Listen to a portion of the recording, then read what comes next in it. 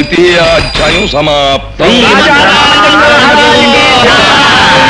ఈ వేళకి పురాణ పఠనం ఆపేద్దాం. రేపటి నుంచి అరణ్యకాండ ప్రారంభిద్దాం. అయ్యా, తమ అరణ్యకాండ అలా ఉంచండి.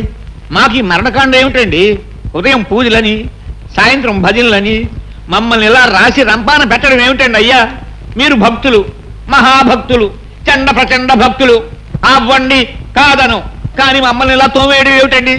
నాయన అంబికాలింగ, ఈ భక్తి అనేటటువంటిది ఒక రకమైన అంటురోగం లాంటిది. అది నాకు అంటుకున్నాక మీకు అంటుకు తీరవలసిందే, తప్పదు. అది సరే బాబు గారు, ముక్కు మహం తెలియని ఆ హరికి పంచాయతీ పట్టం కట్టడం ఏమిటి? ఏ పాపం పుణ్యం జరగని మమ్మల్ని ఇలా మూతులు వాచేలా భజనలు చేయించడం ఏమిటి?